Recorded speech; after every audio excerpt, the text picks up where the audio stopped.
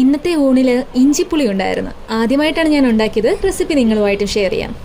ഇഞ്ചി ചെറിയ കഷ്ണങ്ങളായി അരിഞ്ഞത് എണ്ണയിൽ നന്നായി ഫ്രൈ ചെയ്തെടുത്തു. അതേ എണ്ണയിൽ തന്നെ ചുവന്നുള്ളിയും ചെറുതായിട്ട് അരിഞ്ഞ് ഫ്രൈ ചെയ്തെടുത്തു. ഒപ്പം പച്ചമുളക് രണ്ടും കൂടി മിക്സറിൽ പൊടിച്ചെടുത്തു.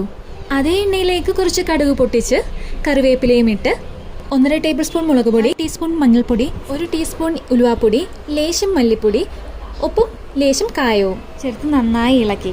ഈ പൊടികൾ ഇടുന്ന സമയത്ത് ഞാൻ സ്റ്റൗ ഓഫ് ചെയ്തിരിക്കുകയാണ്. നിങ്ങൾക്ക് ലോ ഫ്ലെയിമിലാക്കിയിട്ട് കുക്ക് ചെയ്യാം. ഇതിലേക്ക് വറുത്ത് പൊടിച്ച് വെച്ചിരിക്കുന്ന ഇഞ്ചി നമുക്ക് ചേർക്കാം. ഇവയെല്ലാം കൂടി നന്നായിട്ട് ഇളക്കുക. ഇനി എന്താ ഇതിലേക്ക് ചേർക്കേണ്ടത്?